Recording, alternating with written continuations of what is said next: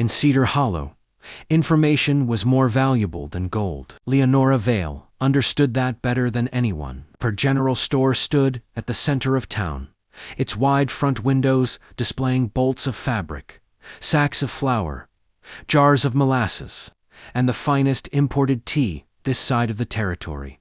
But those goods were only part of her inventory.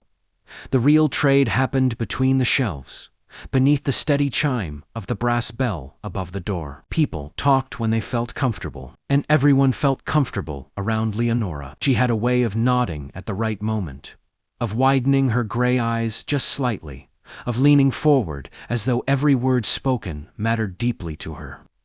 Ranchers' wives confided financial worries. Cowboys grumbled about unpaid wages. The sheriff muttered about disputes. Even the banker, puffed up with importance, sometimes revealed more than he intended while purchasing cigars. Leonora never repeated information carelessly. That would be foolish. She stored it, organized it, weighed it. A secret about a failing ranch might ensure a future discount agreement. Knowledge of a quiet engagement could prevent a public embarrassment. Awareness of a feud might help her avoid stocking certain brands of whiskey before Saturday nights. Information was leverage.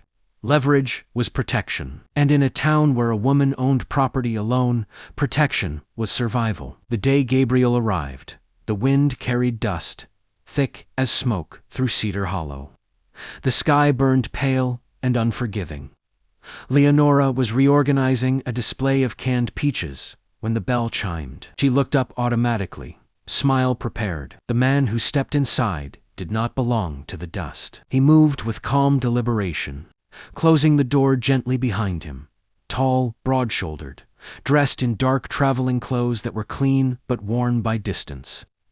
His boots were dusty, yet polished beneath the grit, as though he cared about details. Most strangers entered towns like Cedar Hollow, loudly seeking attention or trying to avoid it. This man did neither. "Afternoon," Leonora greeted smoothly. "Afternoon, ma'am," he replied. His voice was steady, low, controlled. She noticed his eyes first dark and observant, not roaming idly, but assessing, counting exits, measuring the room. "Interesting. What can I help you find?" she asked. "Coffee, dried meat, ammunition, if you have it. Practical.